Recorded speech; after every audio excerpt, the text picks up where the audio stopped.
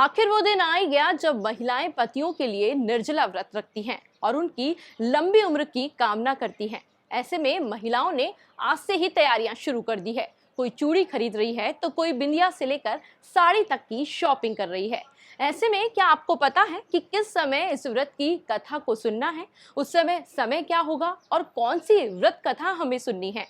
अगर नहीं पता तो आपको हमारी ये वीडियो जरूर देखनी चाहिए। हम आपको पूजा के समय के साथ ये कथा भी बताएंगे। करवा चौथ का व्रत हर साल कार्तिक मास के कृष्ण पक्ष की चतुर्थी तिथि को रखा जाता है।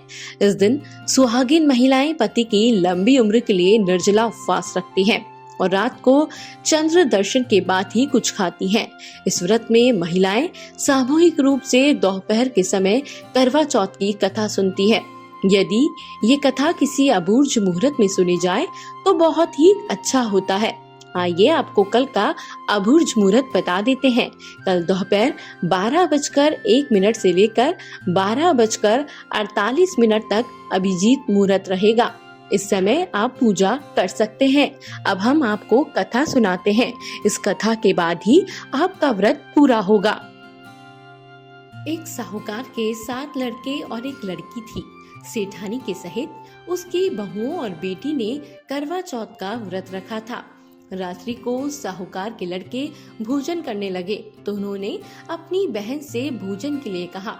इस पर बहन ने बताया कि उसका आज व्रत है और वह खाना चंद्रमा को अर्घ देकर ही खा सकती है। सबसे छोटे भाई से अपनी बहन की हालत देखी नहीं गई। वह दूर पेड़ पर एक दीपक जलाकर चलने की ओट में रख देता है, जो ऐसा प्रतीत होता है कि जैसे चतुर्थी का चांद हो। बहन ने अपनी भाभी से कहा कि वह भी चंद्रमा की पूजा कर ले। चंद्रमा निकल आया है और व्रत खोल ले, लेकिन भाभीयों ने उसकी बात नहीं मानी और व्रत नहीं खोला।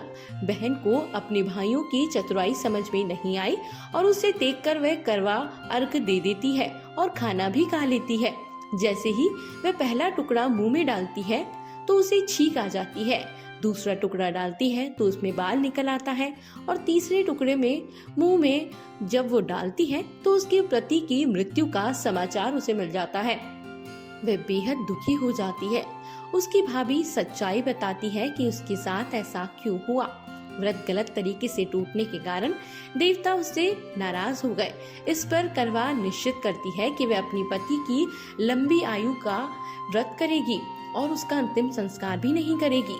अपने सतीत्व से उन्हें पुनर्जीवित दिलाकर रहेगी और पुनर्जीवित भी करेगी। शोकातुर होकर वह अपने पति के शव को लेकर 1 वर्ष तक बैठी रही। उसके ऊपर उगने वाली घास को इकट्ठा करती रही।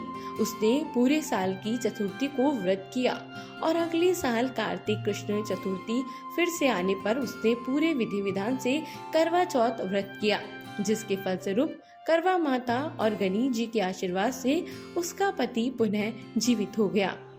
फिलहाल के लिए वीडियो में बस इतना ही। देखते रहिए पंजाब केसरी।